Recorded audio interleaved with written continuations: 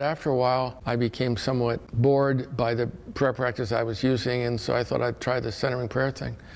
And that's when I really started to fall into it and realized its strength and its power and how different it was from the normal prayer practices. That was probably 4 or 5 years before I went into prison.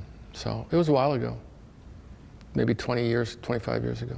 I was aware of the practice itself, you know, how you do it, but it really didn't start happening for me until I realized the whole notion of divine therapy. And that's when I thought, well, this is a whole different deal. This is much more than just say the Our Father or say a rosary or something like that. This has a whole spiritual journey aspect to it that is very important. And that's when I really started reading a lot of stuff, and I read a lot of stuff all about contemplative prayer. I went all the way back to the 3rd and 4th century and read all the great works, including the Cloud of Unknowing in the 13th century.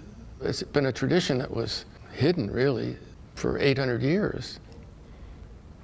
Centering prayer is a receptive type of prayer.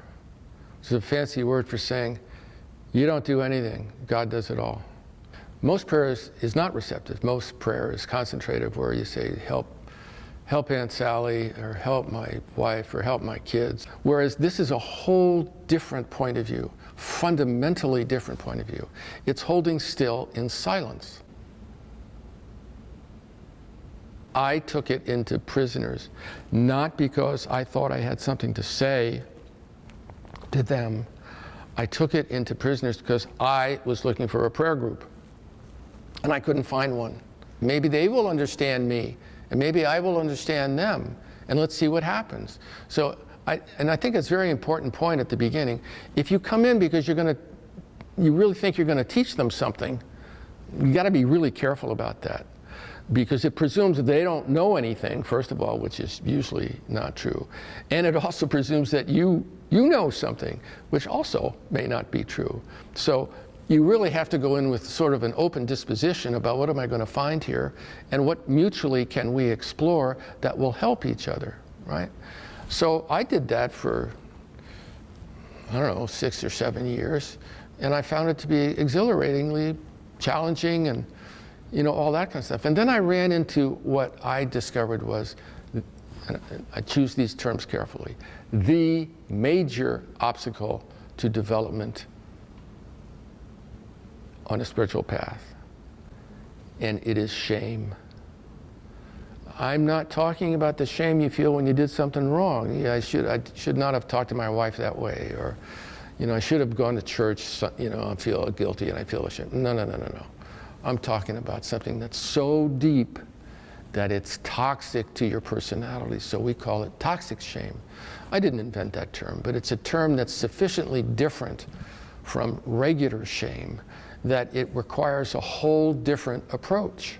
Toxic shame is the shame that says, not only did I do something bad, I am bad. Incarcerated folks, because those are the ones I listen to, can say things like, and they're serious, you know, I never got that. God passed me on that one. I'm sorry that he did, because I wish I had it, but God passed me by on that one. I didn't get that. Or, you know, if you really knew what I did, you would not be saying this to me. Those are articulations of toxic shame. And I discovered I can't change that. I cannot address toxic shame. The only way toxic shame can be addressed and released is in the depths of intimacy with God. Because on that deep level, it's way beyond the head, way beyond willpower. On that deep level, God comes in gently and tenderly and slowly and starts massaging that person at that very deep level until they start saying things like, I guess I'm not the worst person in the world, you know? This enormous poison, this toxic poison that prevents people from being who they really are, who they were really meant to be, is somehow or another being addressed. And so I decided, well, you know, I'm going to take a chance. But I was afraid. I was afraid that they were going to say, oh, you know, you're a fraud. It's my own fear, and, you know, as a matter of fact, it's just the opposite. incarcerated folks, men and women, are so grateful that you're willing to come in and talk about this stuff in an unadulterated form. What you have to be is, as much as you can be, a real person who doesn't know all the answers, who's afraid, who's got shame, who's got toxic shame, and simply be present.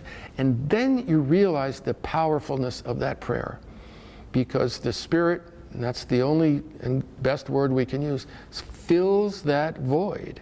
So it's not a proselytizing thing. You know, it's not, well, you should do 1, 2, and 3. It's not that at all. And so it's a much deeper thing. And so when guys come and experience it, they're in. They're really in. They stay in. And then they help each other. Prisoners help each other. You know, this guy talks about it in his way, and this guy hears it and talks about it in his way, and it gives this guy over here the courage to say, well, you know, I've never been able to talk about this, but this is what's going on for me. And all of us, when we hear that person saying that, we're transformed too. Now, how do you figure that? Well, you figure that because that's the way, I believe anyway, that's the way God's Spirit works.